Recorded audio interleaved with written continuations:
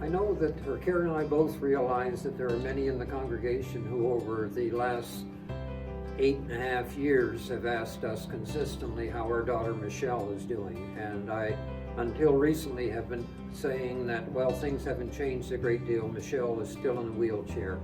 We received a call yesterday, on Monday, from Michelle. She was inquiring about her mom's state of health, but then decided to share with us some good news. And the good news is that Michelle told us that they've done away with the wheelchair. She's no longer using that. She is relying somewhat on a walker to help her walk around, but she is walking. They have removed all of the ramps that were in their home. And so for all intents and purposes, this is an answer to our prayers and to your prayers. And we're just delighted to tell you that Michelle is making progress. She's her mindset seems to be positive, and we're seeing improvements. And it's just such a blessing and an answer to prayer that Michelle is no longer confined to that wheelchair. They've got rid of it, and that is the best news that we could hear. And we just wanted to share that with you, knowing that COVID is preventing us from often getting together and sharing these stories. So thank you for your prayers, and God bless.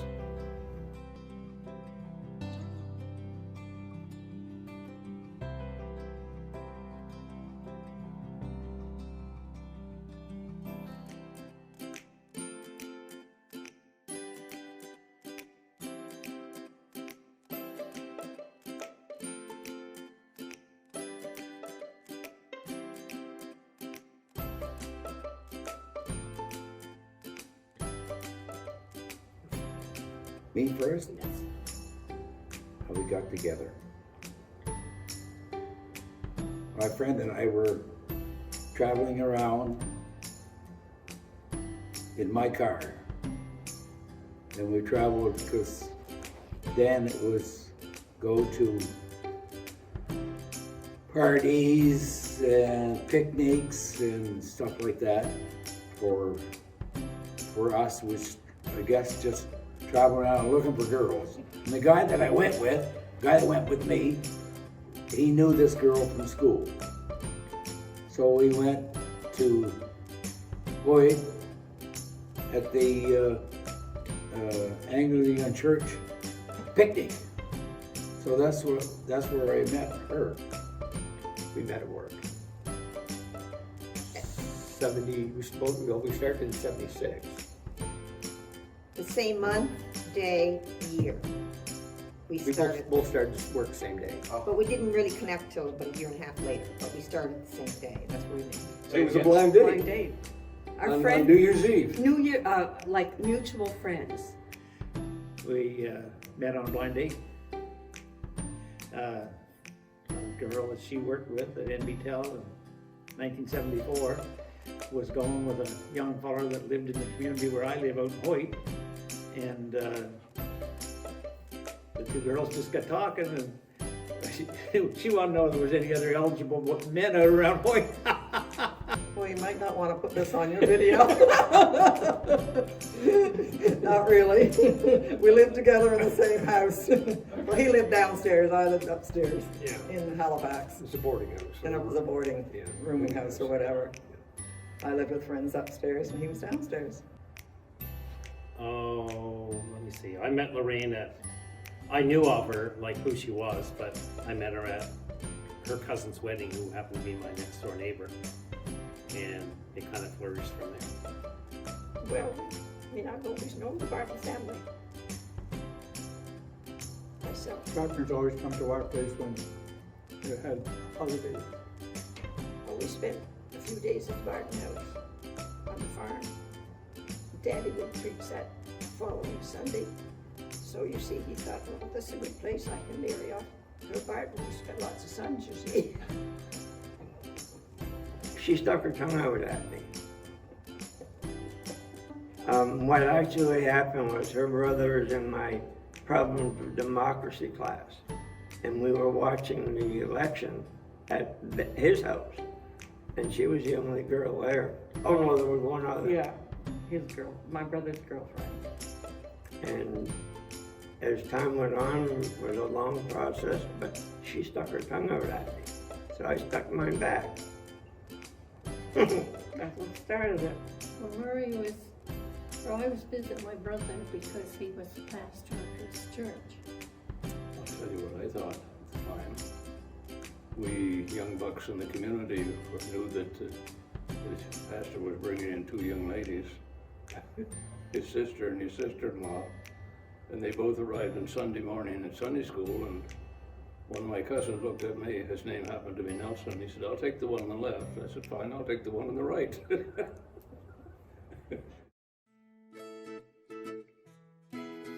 Oh, finally, she's gonna leave the house.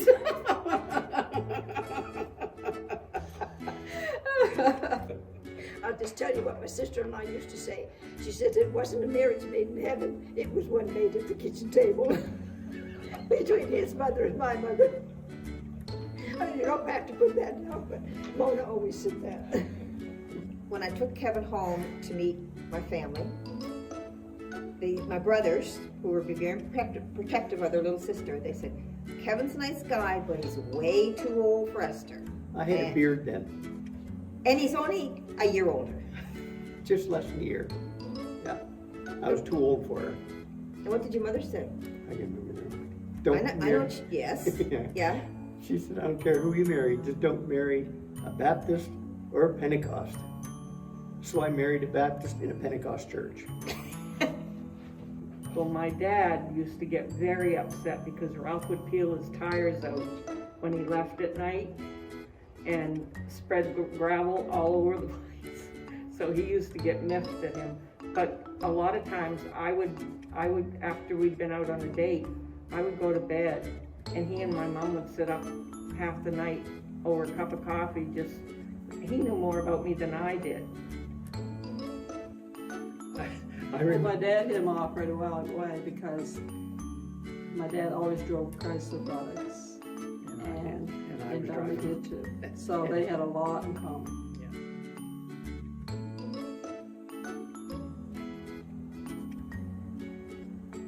No idea.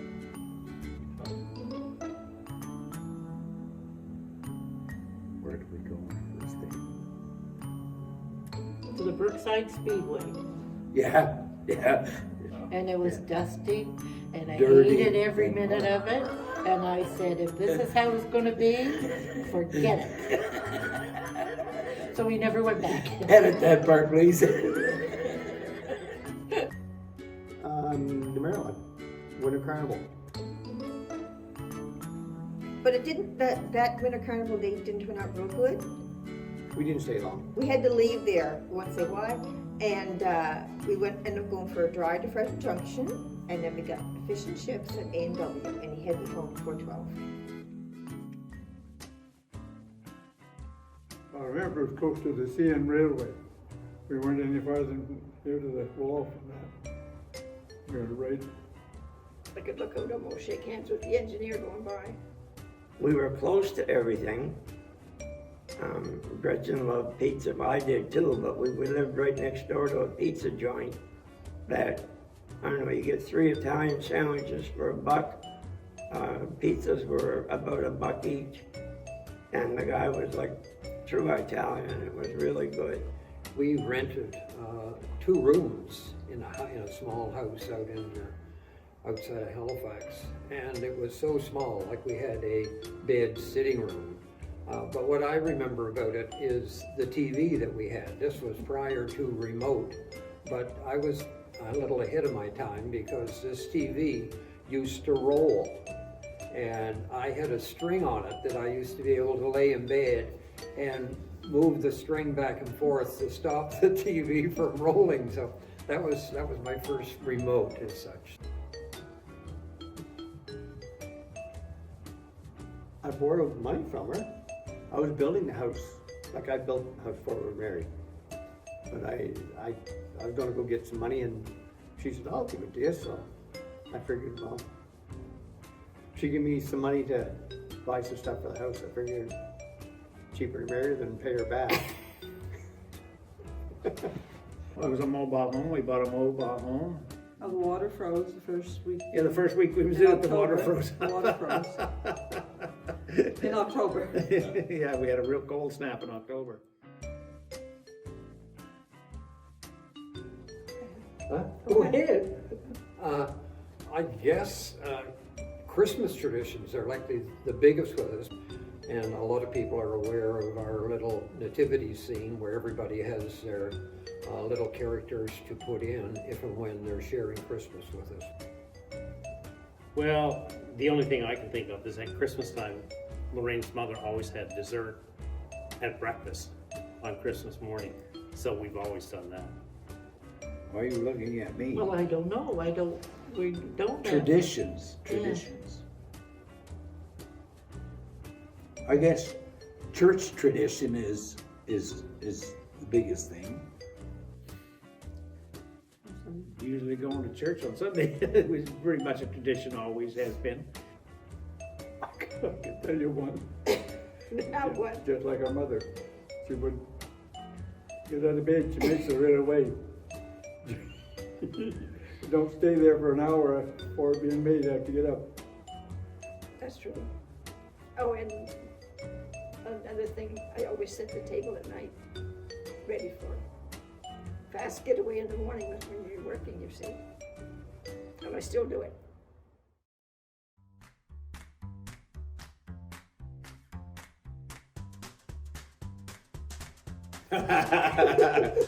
There's no question about who is.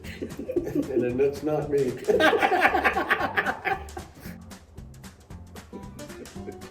No, I don't qualify. Oh, no question. Karen, jeepers. The only cook, yeah. Well, it depends what we're making. I make the bread, do the pancakes.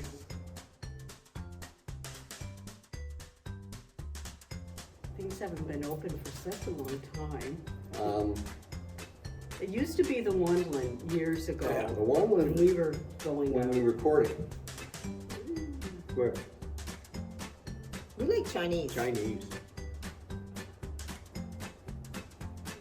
Oh, I don't know. Go to Swiss Chalet. Swiss Chalet, I guess.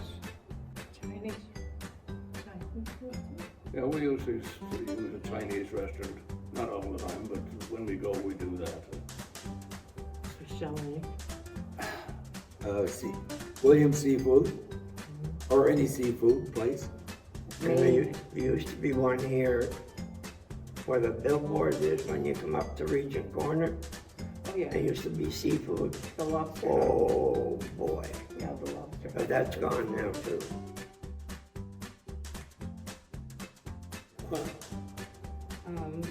Well, okay, mea culpa.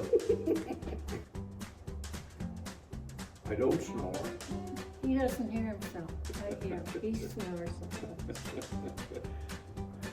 Mom, I think that's me. sometimes. He does. Roger. She says I do.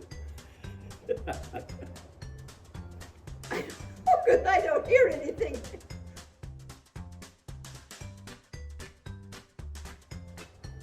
Dominican. Dominican, well, yeah, on a trip. We drove to Vancouver.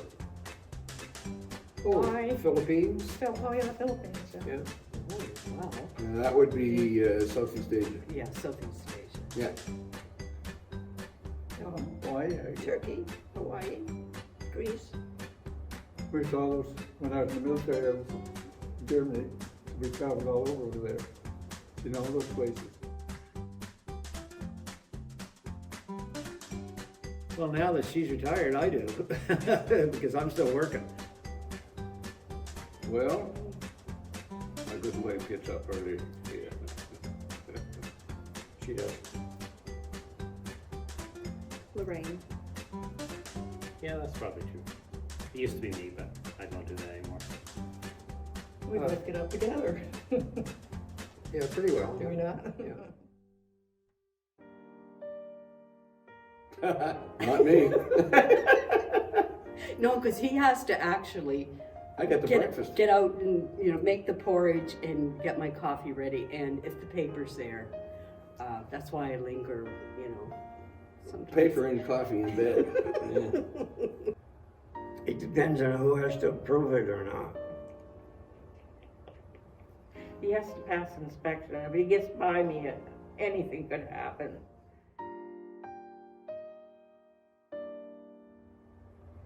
Well, I've done it once or twice.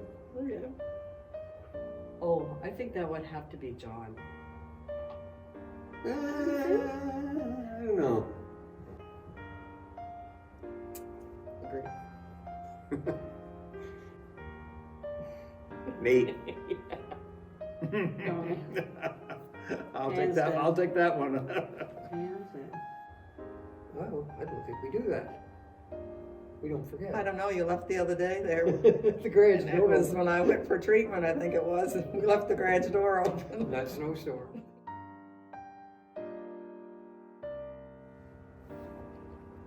I have to say me. Oh, mercy. I'm always the one saying I'm sorry. Well, that's because And you then you do too. It's all your fault. Me. Agreed. Stubborn never gives in. It's in my ancestry. Think? Yeah, probably. Probably. Oh, I suppose that probably would be me in my subtle way. Well, you know, there are ways. I don't know. We don't argue that much. Do we? I don't think so.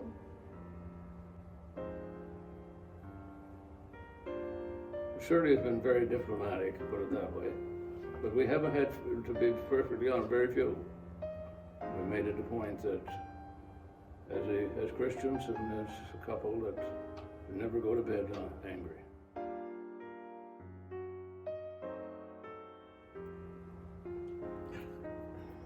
Roger.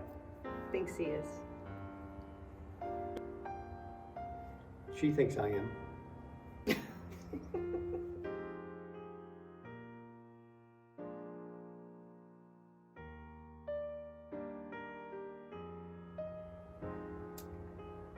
I think communication's a Yeah. big one. And it still is. Still is. It still is. Sometimes it's a struggle, right? It always is. Like Yeah. off and on, but Yeah. work through it. Yeah. Yeah. I think it's best described by one of our parishioners not so very long ago. You were a team. Prayer, Oh, prayer, our faith. Yeah, no question. like we spend our morning. Usually we're there for a good hour. In In devotion, devotions, and in prayer, and yeah, together. prayer is big for us. I just let Roger do what he says he's going to do and don't disagree with him. Only in my head. We've had a great life. We have. haven't had many challenges, really. That's what I would say. I wasn't saved when we first got married. I was a seeker. And I did spend some time in the Word, but I wasn't understanding. And it just got to a point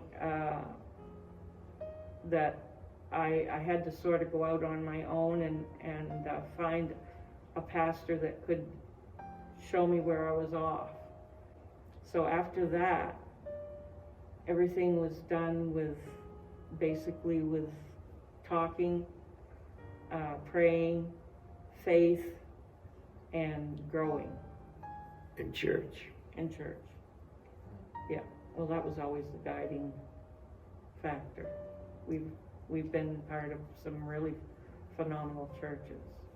Well, the church, the Rusagonis church is clearly is more deeply rooted in Doreen than me. And the whole family. I mean, that's which I have been impressed about. But for me, the church has meant a lot because the generosity and gracious endorsement and support and whatnot and fellowship from, well, Myrna Gilmore, Ivan Madeline, and Gerald Cogswell, and others in this church. I guess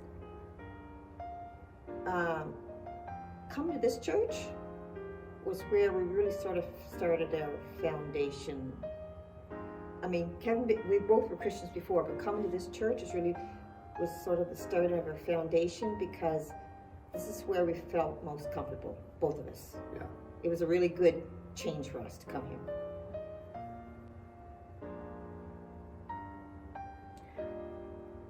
Well, I was going to just say from the very beginning, it was important for us, and we were very much a newly married couple who'd moved to a new place, to find a church family. And so for 45 years, we have been, very much involved with the church family life, for ourselves, for our kids, for what we can do, to continue our faith and our journey. We were kind of on the same faith journey when we started, so we just continued because it's the right thing to do. Mm-hmm. There are times that we get discouraged when prayers aren't answered immediately, or we get discouraged when prayers don't seem to be answered, but then we see evidence that even by the prayer not being answered and things being resolved, that our faith is, God was involved in that, even though it's not the way we expected or not when we expected. Well, I think it has a lot to do with grace. If God has given you the grace to look at somebody and look at them in a loving, graceful way, then you can work around the issues. I always say it's a matter of not sweating the small stuff. Another thing about our faith journey is maybe what you taught me, is to not have the desire for things or money as first in your life, but have God as first in your life, and then the other things just kind of, they drop into place.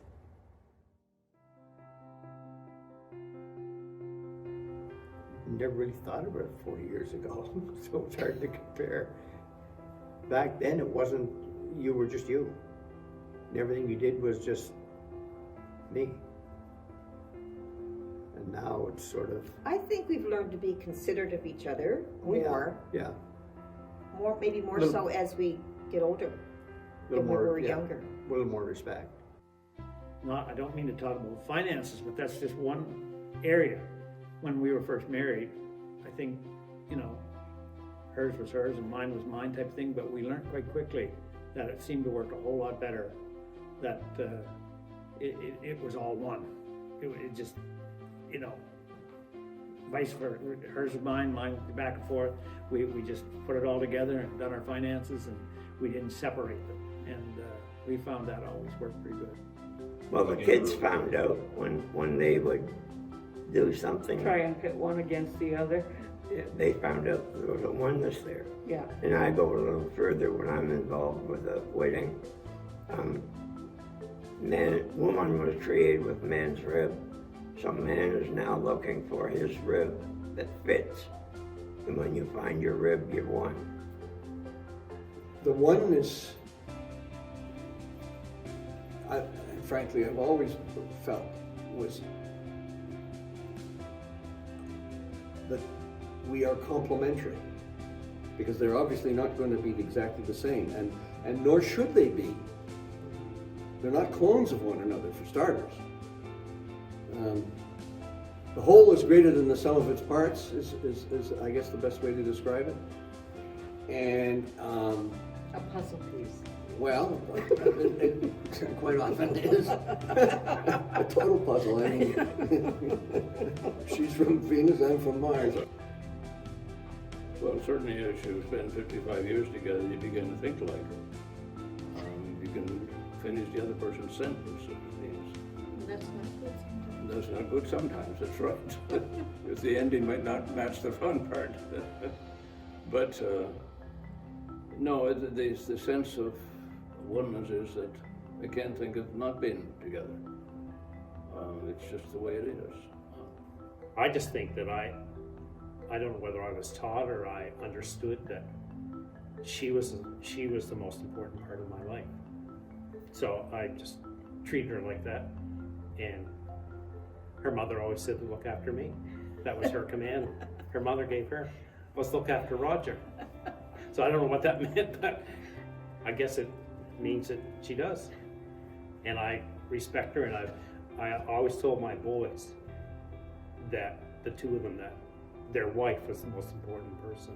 So really treat her that way. Yeah, respect. Yeah. That's exactly what you talked about. So when two become one, I don't see as it's 50% and 50% that become 100%. I'm like, it's 200% that are put there together. I think that it's almost natural that when you spend that amount of time together, that you not only finish one another's sentences, but you're also on the same wavelength. And but I think again that our prayer time together or our daily devotion or whatever has brought us close. And the fact that we're aging and our health is a concern. So if Karen isn't well, then I'm in oneness with her because I'm concerned about her, or she about me, or whatever. So I think that the longer that you spend together, the more important that oneness becomes, because you see almost a dependence on the other. And if we're going to depend on one another, we better be in sync and appreciate one another. Would you agree? I agree. The other thing I think you have to remember is that you don't try and change the person. That was probably hard for Lorraine. She wanted to change me to be like she wanted me to be. I still try. And she still tries, but I'm just Roger. That's who I am, right? It's to no avail. Right.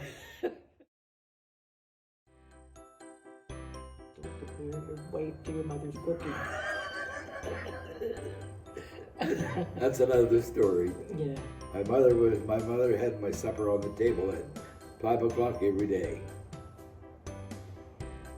And I told her that when we were first married, and that wasn't good. I paid for it, and I'm still paying for it. Always say yes, dear. Wake up in the morning and say, I'm sorry. Well, I've been rereading books, the Father 2 series from the Mitford series, and one of the quotes was, "Love is an act of endless forgiveness." You gotta work at it. It's not free. It doesn't come easy.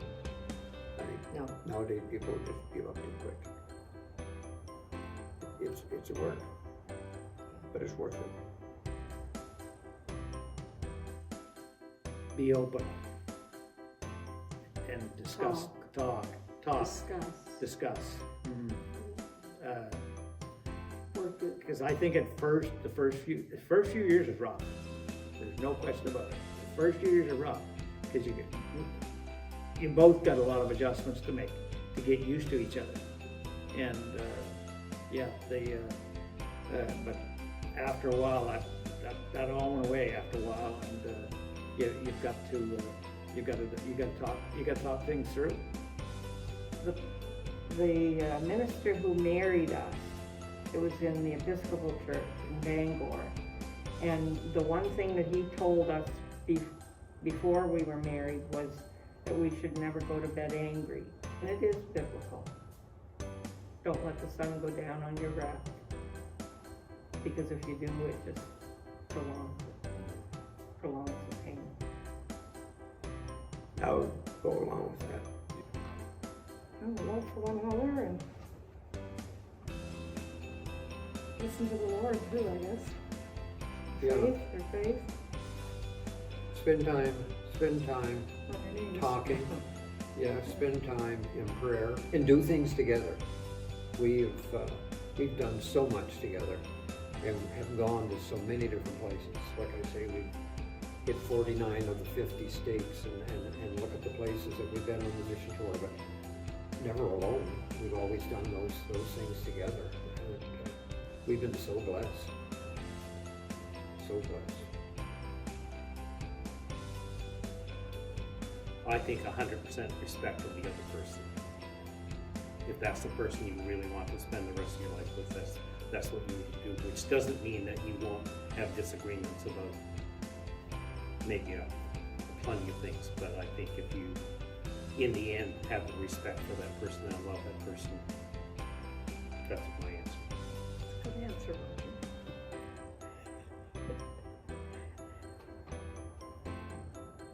One for me would be learn to pray together. Pray all. Don't keep secrets from one another. Share decision making.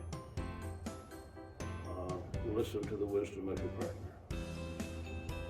And recognize that both of you are under the lordship of God.